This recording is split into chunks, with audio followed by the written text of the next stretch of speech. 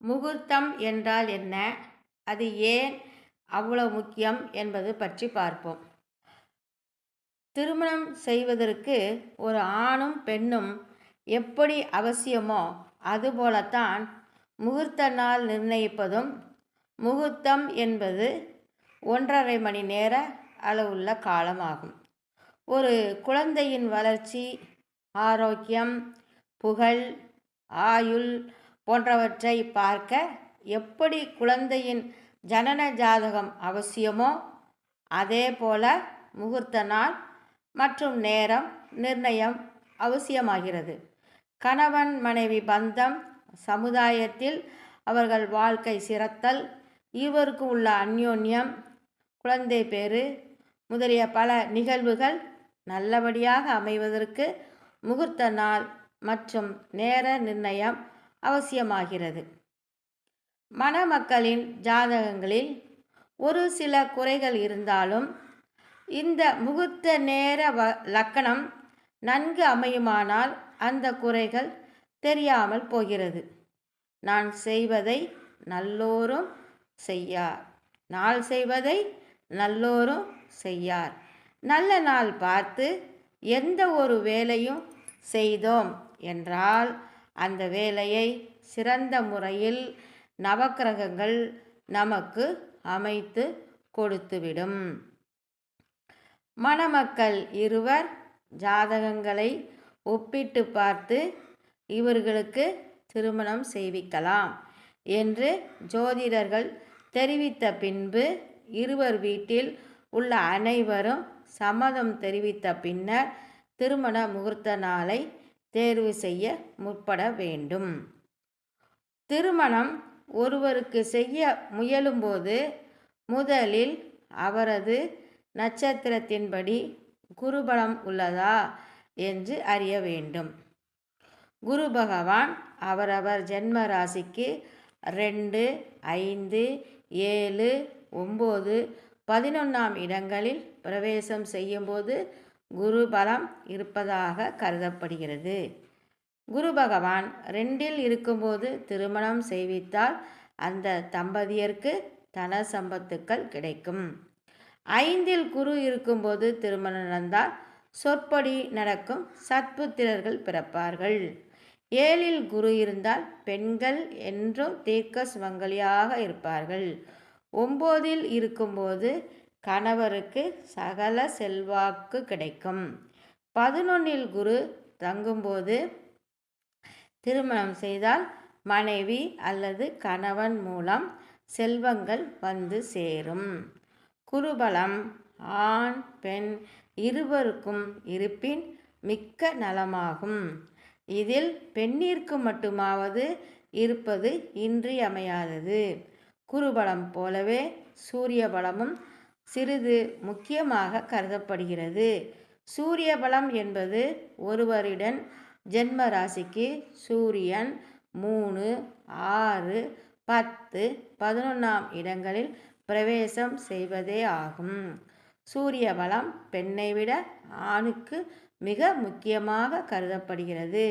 திருமண காலங்கள் மணமக்களுக்கு யோகாதிபதிகளின் தசாபுத்திகளாக அமைந்தால் அந்த திருமணம் சீரும் சிறப்புமாக அமையும்.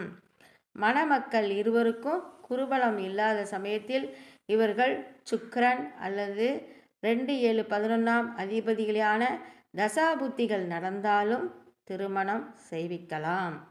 மணமக்களுக்கு அஷ்டமச்சனி காலத்திலும் விரயச்சனி நேரத்திலும் திருமணத்தை தள்ளி போடுவது சிறப்பாகும். குருபலம், சூரியபலம், நல்ல தசாபுக்தி மற்றும் சனி பகவானின் தாக்கமில்லாத காலங்களை தேர்ந்தெடுத்த பின்னர் ஒரு நல்ல நாளை கீழ்கண்டவாறு தேர்வு செய்யலாம்.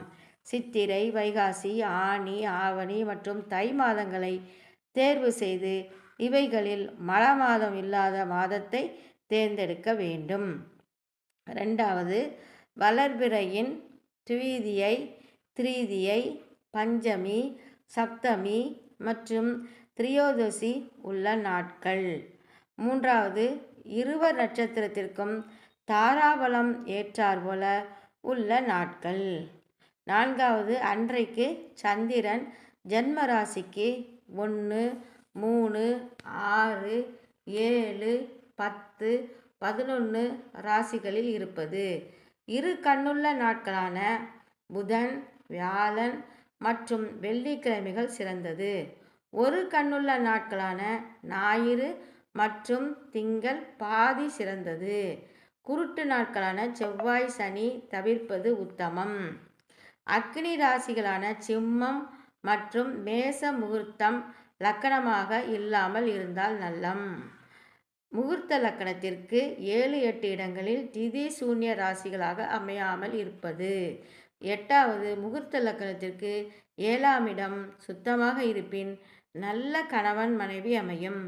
8ஆம் இடம் சுத்தமாயின் நீடித்த திருமண பந்தம். 12ஆம் இடம் சந்தோஷத்தை குறிக்கிறது. 2, 7, 8 இடங்களில் சுத்தமாக இருக்க வேண்டும்.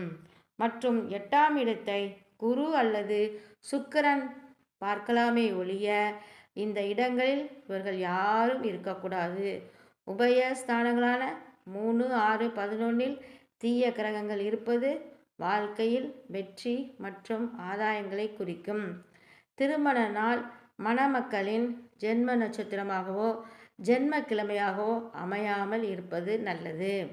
நவக்கிரகங்களில் அதிக சுபத்தன்மை பொருந்திய குருவும் சுக்கிரனும் மூடம் என்கின்ற அஸ்தங்க தோஷம் அடைந்திருக்கவே கூடாது. ராகு காலம் மற்றும் யமகண்டம் போன்ற விஷ நேரங்களை ஒதுக்க வேண்டும். குளிகை காலத்தை கூட தவிர்ப்பது சிறந்தது. காரணம், குளிகை காலத்தில் செய்யும் காரியங்கள் திரும்பவும் செய்ய நேரிடலாம்.